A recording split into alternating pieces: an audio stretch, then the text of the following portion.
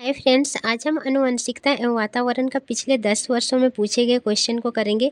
क्योंकि जितना ज़्यादा आप पीवाईक्यू सॉल्व करेंगे उतनी ही तैयारी अच्छी होगी, क्योंकि इससे पता चलता है कि पिछले वर्षों में किस टाइप के क्वेश्चन पूछा गया है और कहाँ से कितना क्वेश्चन पूछा गया था। इससे पहले हमने थ्योरी पार्ट्स किया था। अगर आप लोगों ने वो वीडियो नहीं देखा और यूट्यूब पे देख रहे हैं तो प्लेलिस्ट में सभी वीडियो अवेलेबल है, प्लेलिस्ट में जाके देख लेना। अगर आप फेसबुक पे देख रहे हैं तो पेज में सभी वीडियो है, पेज में जाके देख लेना और फॉलो और सब्सक्राइब भी कर लेना, ताकि रेगुलरली आप लोगों को प्रैक्टिस क्वेश्चन के साथ साथ थ्योरी पार्ट्स भी मिलेगा, ताकि आप लोग की तैयारी और बेहतर हो सकेगी। तो चलिए शुरुआत करते हैं फर्स्ट क्वेश्चन से।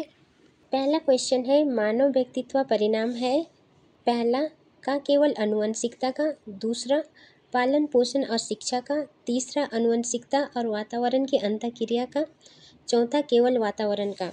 तो इसका सही आंसर हो जाएगा तीसरा, आनुवंशिकता और वातावरण की अंतःक्रिया का।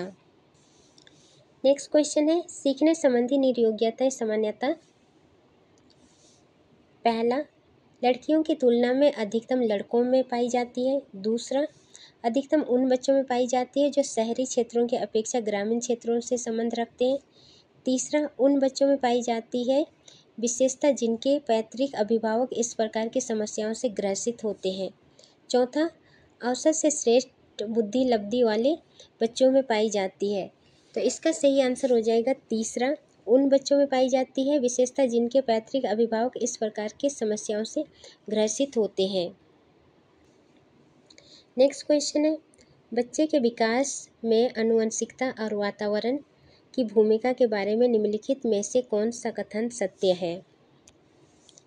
पहला, आनुवंशिकता और वातावरण दोनों एक बच्चे के विकास में 50-50% योगदान रखते हैं। दूसरा, समवयस्कों और पैतृक का सापेक्ष योगदान योगात्मक नहीं होता है।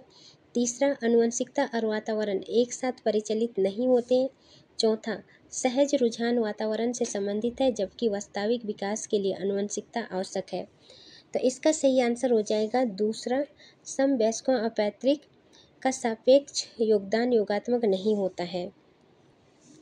नेक्स्ट क्वेश्चन है, निम्नलिखित में से कौन सा कथन सत्य है। पहला, आनुवंशिकता बनावट व्यक्ति की परिवेश की गुणवत्ता के प्रति प्रत्युत्पादकता को प्रभावित करती है। दूसरा, गोद लिए गए बच्चों का वही बुद्धि लब्धांक होता है जो गोद लिए गए उनके सगे भाई बहनों का होता है। तीसरा, अनुभव मस्तिष्क के विकास को प्रभावित नहीं करता है। चौथा, विद्यालयीकरण का बुद्धि पर कोई प्रभाव नहीं पड़ता है। तो इसका सही आंसर हो जाएगा पहला, आनुवंशिकता बनावट व्यक्ति की परिवेश की गुणवत्ता के प्रति प्रत्युत्पादकता को प्रभावित करती है। नेक्स्ट क्वेश्चन है, प्रकृति पोषण विवाद निम्नलिखित में से किससे संबंधित है। पहला, आनुवंशिकी एवं वातावरण, दूसरा व्यवहार एवं वातावरण, तीसरा वातावरण एवं जीव विज्ञान, चौथा वातावरण एवं पालन पोषण। तो इसका सही आंसर हो जाएगा पहला, आनुवंशिकी एवं वातावरण। नेक्स्ट क्वेश्चन है, एक 6 वर्ष की लड़की खेल कूद में असाधारण योग्यता प्रदर्शित करती है। उसके माता पिता दोनों ही खिलाड़ी हैं। उसे नित्य प्रशिक्षण प्राप्त करने भेजते हैं और सप्ताहांत में उसे प्रशिक्षण देते हैं। बहुत संभव है कि उसकी योग्यता निम्नलिखित दोनों के बीच परस्पर प्रतिक्रिया का परिणाम होंगी। पहला, वृद्धि और विकास, दूसरा स्वास्थ्य और प्रशिक्षण, तीसरा अनुशासन और पौष्टिकता, चौथा अनुशासन आनुवंशिकता और पर्यावरण। तो इसका सही आंसर हो जाएगा चौथा, आनुवंशिकता और पर्यावरण। नेक्स्ट क्वेश्चन है, प्राथमिक विद्यालय के बच्चे उस वातावरण में सबसे प्रभावी ढंग से सीखेंगे। पहला, जहां शिक्षक एकाधिकारवादी है और स्पष्ट आदेश देता है कि क्या क्या किया जाना चाहिए। दूसरा, जहां मूल रूप से पढ़ने लिखने और गणित की संज्ञानात्मक कुशलताओं पर ही ध्यान केंद्र होता है और बल दिया जाता है। तीसरा, जहां शिक्षक सारे अधिगमों में आगे होता है और विद्यार्थियों से निष्क्रिय रहने की अपेक्षा करता है।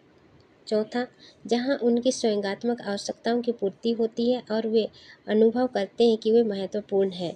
तो इसका सही आंसर हो जाएगा चौथा, जहाँ उनकी संवेगात्मक आवश्यकताओं की पूर्ति होती है और वे अनुभव करते हैं कि वे महत्वपूर्ण है। नेक्स्ट क्वेश्चन है, आनुवंशिकता और पर्यावरण की भूमिका के बारे में निम्नलिखित में से कौन सा कथन सत्य है? पहला, पर्यावरण केवल बच्चे के भाषा विकास में महत्वपूर्ण भूमिका निभाता है। दूसरा, विकास के कुछ पहलू आनुवंशिकता और कुछ अन्य पर्यावरण से अधिक प्रभावित होते हैं।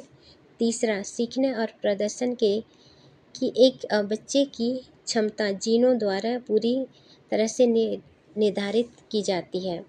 चौथा, अच्छी देखभाल और पौष्टिक आहार बच्चे के किसी भी जन्मजात विकार को दूर कर सकता है। तो इसका सही आंसर हो जाएगा दूसरा, विकास कुछ पहलू आनुवंशिकता और कुछ अन्य पर्यावरण से अधिक प्रभावित होते हैं। नेक्स्ट क्वेश्चन है, निम्नलिखित में से कौन सी प्रवृत्ति पूर्णतः आनुवंशिक है? ए, आँखों का रंग, बी, बुद्धि, सी, नैतिक विकास, डी, सामाजिक। तो इसका आंसर देखते हैं। पहला केवल बी, दूसरा ए, बी और सी, तीसरा ए और बी, चौथा केवल ए। तो इसका सही आंसर हो जाएगा चौथा केवल ए। नेक्स्ट क्वेश्चन है, समकालीन विचारधाराओं के अनुसार बाल विकास की प्रक्रिया पहला, सिर्फ माता पिता से प्राप्त आनुवंशिक द्वारा ही निर्धारित होती है। दूसरा, सभी बच्चों के लिए एक समान है और बच्चे एक निश्चित आयु तक आते आते निर्धारित लक्ष्य अवश्य प्राप्त कर लेते हैं। तीसरा, बहुआयामी है क्योंकि बच्चे विभिन्न के मामले में पलते बढ़ते हैं। चौथा, का पूर्वानुमान बिल्कुल नहीं लगाया जा सकता है, यद्यपि विकास सभी के लिए एक दिशात्मक होता है। तो इसका सही आंसर हो जाएगा तीसरा, बहुआयामी है क्योंकि बच्चे विभिन्न के मामले में पलते बढ़ते हैं। नेक्स्ट क्वेश्चन है, विकासात्मक परिवर्तन किसका परिणाम है? पहला, आनुवंशिक और पर्यावरणीय परिस्थितियों अनूठा संयोजन। दूसरा, केवल सामाजिक सांस्कृतिक कारक। तीसरा, ना तो अनुवंशगत और ना ही पर्यावरणीय का। चौथा, किसी व्यक्ति का केवल आनुवंशिक ढांचा। तो इसका सही आंसर हो जाएगा पहला, आनुवंशिक और पर्यावरणीय परिस्थितियों अनूठा संयोजन। नेक्स्ट क्वेश्चन अभिकथन और कारण है। तो अभिकथन देखते हैं, बच्चों के शारीरिक विकास में देरी के लिए पूरी तरह से उनके आनुवंशिक बनावट को जिम्मेदार ठहराया जा सकता है। कारण है इसका, बच्चों के शारीरिक विकास के लिए वंशानुगत कारक ही उत्तरदायी होते हैं। सही विकल्प चुनें। पहला, ए और आर दोनों सही है लेकिन आर की सही व्याख्या नहीं करता है। दूसरा, ए सही है लेकिन आर गलत है। तीसरा, ए और आर दोनों सही है तथा आर ए की सही व्याख्या करता है। चौथा, ए और आर दोनों गलत है। तो इसका सही आंसर हो जाएगा चौथा, ए और आर दोनों गलत है। नेक्स्ट क्वेश्चन भी अभिकथन और कारण है।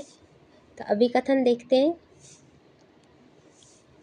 शिक्षकों को छात्रों से दूरी बनाकर रखनी चाहिए और अधिगम के प्राथमिक जिम्मेदारी उन्हीं पर डाल देनी चाहिए। कारण है, अधिगम एक लोकतांत्रिक वातावरण के बजाय एक एकाधिकारवादी वातावरण में प्रभावी ढंग से होता है। सही विकल्प चुनें। पहला, ए सही है लेकिन आर गलत है। दूसरा, ए और आर दोनों गलत है। तीसरा, ए और आर दोनों सही है और ए आर की सही व्याख्या करता है। चौथा, ए और आर दोनों सही है लेकिन ए की आर सही व्याख्या नहीं है। तो इसका सही आंसर हो जाएगा दूसरा, ए और आर दोनों गलत है। नेक्स्ट क्वेश्चन है, बालक के संपूर्ण व्यवहार की सृष्टि खाली स्थान के अंतःक्रिया द्वारा होती है। पहला, माता पिता के व्यवहार। दूसरा, उनके मित्रों भाई बहनों के व्यवहार। तीसरा, उनके शिक्षकों अभिभावकों के व्यवहार। चौथा, आनुवंशिकता और वातावरण। तो इसका सही आंसर हो जाएगा चौथा, आनुवंशिकता और वातावरण।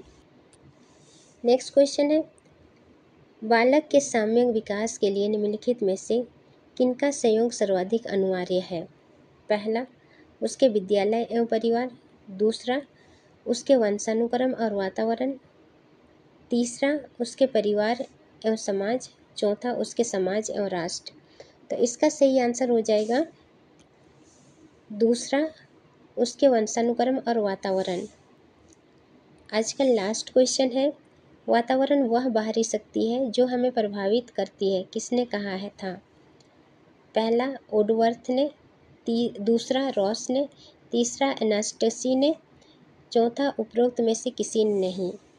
तो इसका सही आंसर हो जाएगा दूसरा, रॉस ने कहा था। फ्रेंड्स, वीडियो कैसे लगी कमेंट करके बताना, और यूट्यूब में देख रहे हैं तो चैनल को सब्सक्राइब कर लेना, अगर फेसबुक पे देख रहे हैं तो पेज को फॉलो कर लेना।